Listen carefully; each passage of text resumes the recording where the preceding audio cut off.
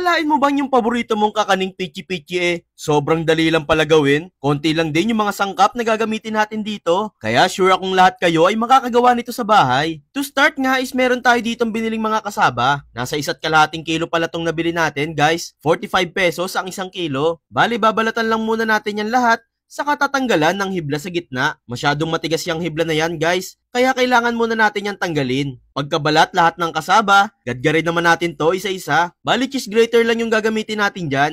Natapos na tayo sa paggadgad ng mga kasaba, hindi na natin to pipigaan pa ha.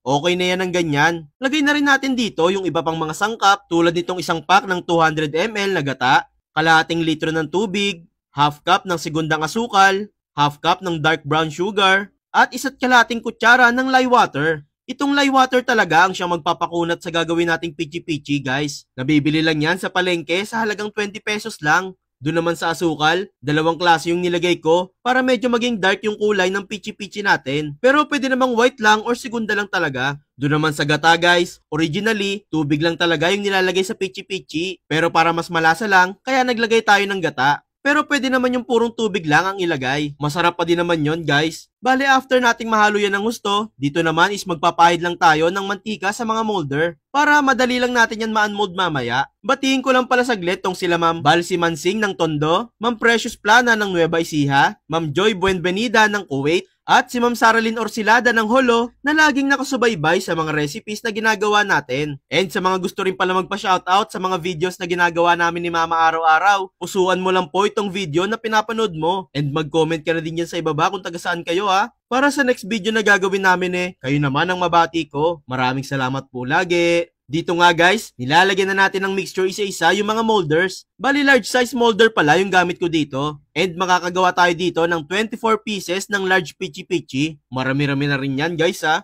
Then after mapunuan lahat, isasalang na natin to sa steamer. And since large size nga yung gamit nating molder, kaya lulutuin natin yan ng 60 minutes para sure lang na lutong-luto na to. After nga ng 1 oras, pwede na nating i-off ang kalan at hanguin na ang mga pichi-pichi. Bale, kailangan muna natin yung palamigin sa electric fan guys. Hanggang sa wala nang maramdamang init dito. This way kasi, mas magsiset ng maayos yung mga pichi-pichi. Then saka natin yan i-unmold sa lagayan at ikot sa kinahid na nyog.